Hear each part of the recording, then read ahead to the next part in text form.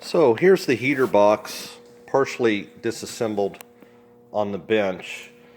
I'm decided my kit, it's Saturday morning and I just tracked my heater box rebuild kit and it should be delivered this afternoon. My kit's going to have a new cowl seal and new foam for all the doors. If you can see a little bit in there, you can see this is the heat, hot, cold door because the heater core sits right here. You can see that 50-year-old foam is on there, but it comes off so easy. When I did the little vent door there, right where my thumb is, there was maybe a couple of pieces of foam left. The kit will come with all new foam.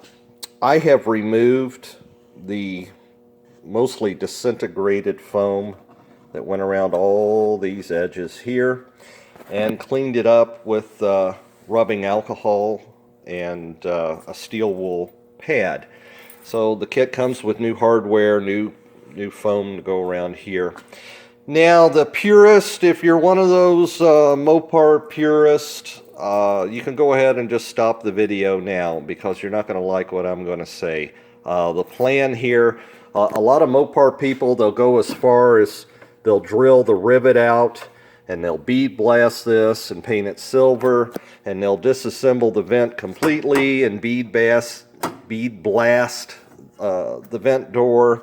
They'll bead blast the back cover and then paint everything silver. And this is the average guy's heater box restoration. I think Tim did a video where he restored his heater box on the Mustang. He had to do some fiberglass repairs. And I don't remember. I have to go back and look at that video. I don't know if he did paint or not. What I'm doing is I'm cleaning with rubbing alcohol and steel wool just to clean it up. I've been going back and forth of rattle can painting it black, and I've decided to do nothing. So this heater box, the plan will be, we'll get it all disassembled. Again, we'll start left to right, and we'll do the defroster ducts and take the motor out and put a new seal on the motor. We will get it clean with rubbing alcohol, and then we'll put all the foam pads on. So when my kit arrives, I'll explain the kit, and then I'll do videos step by step. Okay, so I've read through the instructions for the Beep Beep heater box rebuild. They start on this side and go this way, but since I already have this side apart, I'm just going to skip to that part of the instructions. I'm going to at least rebuild this section. Going to use steel wool, rubbing alcohol to do a lot of the cleaning. I've got the oil drain pan there. I can soak things in the oil drain pan and clean them off. According to the instructions, you need 3M type 77 adhesive. They're saying you spray the back of the foam and then place it. We'll see how that works. I envision my fingers getting real sticky and not being able to do it, but we'll try it on one. What I may end up doing is, if I can get this door completely out and get it scrubbed clean, lay it on newspapers, and I think I'll spray the adhesive on the door and try that too. So a lot of editing for Tim, but we'll do this. I don't have a camera crew this afternoon, so we'll do this in steps. Okay, the mailman just delivered my B-body heater box rebuilding kit, 66 through 70 B-body non-AC. If you can look in there, it looks like it's got all the seals. Kind of impressive, even comes with a new hardware kit. And from what I can tell, it's got instructions inside it, so that's nice. What else I received from Mancini today? While the heater box is out, I'm going to go ahead, and these are the wiper pivot seals. So I can get to the wiper transmission now that the heater box is out and the passenger seat's out of the car. So I'll pull the wiper pivots off, replace the pivot seals. These go on the shaft. These go inside the firewall to seal the pivot mechanism, and then of course there's two Zerk fittings. We'll drill and tap the pivots and fill those up. And finally, it seems like every time I order from Mancini, I forget about one little $8 part. And if I can get it out of this box, it's Moog, and says right there, made in the USA.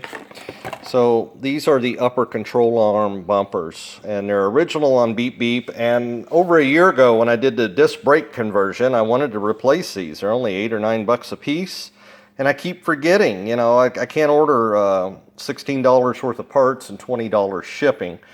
So, and it comes with a new nut. So we'll replace those upper control arm, those original upper control arm bumpers. So hopefully this weekend I'll get some time and we'll start on the heater box. I'll read the instructions in the meantime.